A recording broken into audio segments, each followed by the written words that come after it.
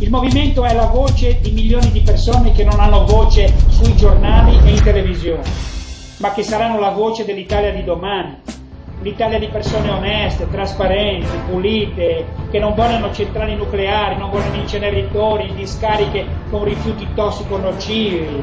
Un'Italia di persone per bene, ci sono le persone per bene, che non vogliono il potere fino a se stesso per avere il potere. Siamo i primi produttori pro capite di cemento del mondo. Dicono che oggi le città vanno implose, non esplose verso le periferie.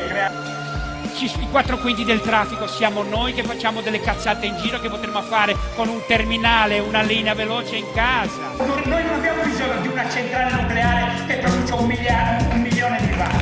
Abbiamo bisogno di 1 milione di cittadini che producono un watt a testa e favorire le produzioni locali, filiera corta, non trasporti per far arrivare camion con merci da 1000 chilometri. La massa non è più stupida, non ha più bisogno di unire.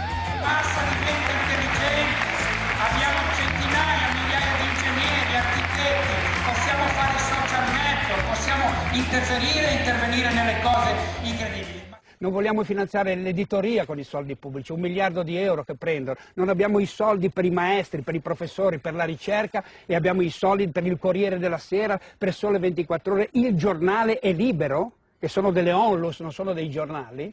Io questi soldi li voglio dedicare ad altre cose. Noi siamo un movimento di contenuti, di idee, vogliamo solo costruire. L'energia, fonti rinnovabili.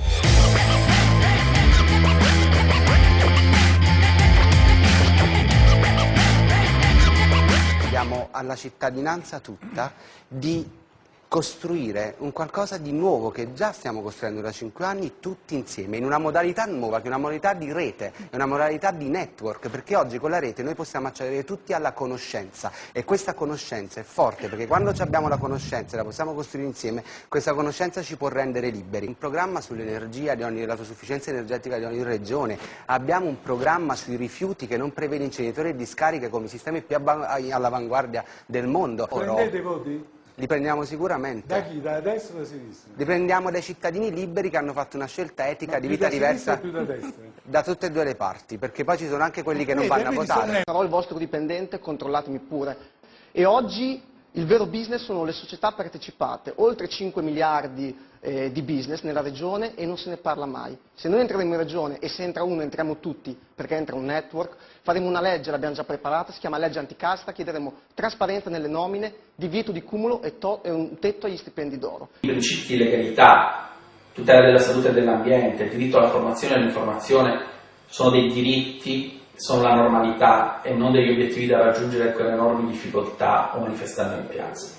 È quella la riforma, non la riforma della giustizia. Vuoi andare in galera, sì o no? Se no, vai, non andare in galera, benissimo, non andare in galera, ma vai fuori dai coglioni. Che la politica sia l'arte più nobile che una persona possa esercitare nella propria vita, perché è il servizio che si avvicina più a quello che dovrebbe essere il servizio del prete, cioè un servizio disinteressato per gli altri.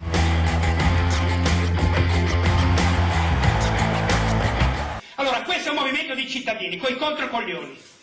Sono dentro, non li lasciamo da soli, ci sono specialisti. Quindi l'80% del fatturato di questa regione è la vostra malattia. Che la sanità è un'altra cosa, che la sanità è soprattutto informazione. Più informazione che hai, più la tua qualità di vita aumenta. Si muore come stupidi. Allora noi vogliamo la differenziata, piuttosto che gli inceneritori, come a Treviso, come nel Veneto, come la California. A Treviso, Davide Borrelli, un ragazzo, 235 euro al mese, fa il tecnico informatico, è entrato dentro, li ha guardati e ha detto noi vorremmo fare questo, uno, mettere la norma energetica a tutti gli edifici del comune e ha votato tutti sì, ha poi fatto una mappa interattiva per il traffico di Treviso, ha fatto un l'interazione del cittadino con il comune, via Skype, via telefonino. Il cittadino non va più in comune, viene messo direttamente in contatto con il tecnico che gli risolve il problema da casa.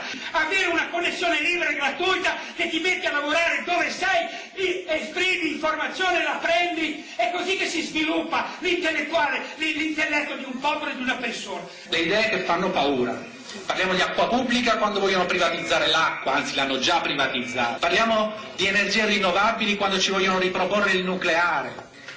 Le nostre idee sono trasporti pubblici, disincentivare l'uso del mezzo privato, dire in rete tutto quello che succede dentro il palazzo e portare dentro tutte le idee e tutte le proposte di qualunque cittadino, delle associazioni, dei comitati.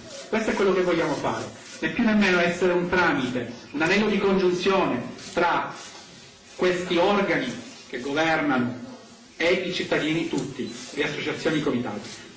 Allora noi ci chiediamo come sia possibile gestire diversamente gli appalti pubblici, come mai non è stata istituita la Commissione cittadina antimafia che avrebbe dovuto vigilare sugli appalti dell'Expo 2015. Quello che abbiamo intenzione di fare noi è dare una nuova possibilità, cioè creare una nuova possibilità economica, creare un'altra economia basata sui prodotti locali, bioequo solidali, a chilometri zero. Perché non si vuole farci risparmiare proprio sul gas e sul petrolio, potremmo spendere questi soldi per altro, magari per comprare prodotti italiani invece che comprare prodotti cinesi fatti non si sa come. Quindi tutti si riempiono la bocca di tutela dell'ambiente ma nessuno parla di stop al consumo del territorio.